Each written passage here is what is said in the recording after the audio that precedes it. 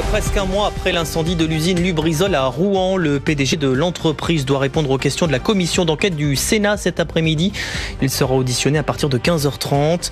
Avant cela, audition devant les députés. Le patron du groupe américain se dit prêt à financer des indemnisations pour les agriculteurs qui en ont besoin. Aucun chiffre annoncé.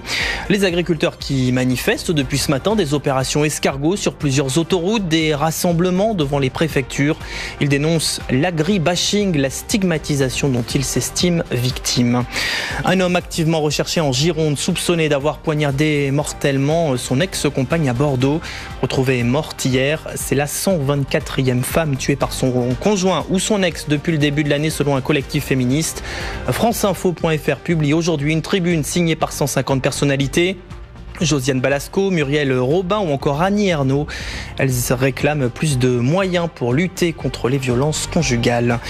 Le pays doit débattre, mais ça ne justifie pas de bousculer le quotidien de nos concitoyens. La première réaction d'Emmanuel Macron au mouvement des cheminots. Des conducteurs et contrôleurs font valoir leur droit de retrait depuis plusieurs jours après un accident. Après 5 jours de manifestations et d'émeutes au Chili, le bilan monte à 15 morts. Des violences secouent le pays. La population proteste contre la précarité économique et la hausse du coût de la vie. Le président chilien réunit les partis pour tenter de trouver une issue à cette crise. France Info. Et tout est plus clair.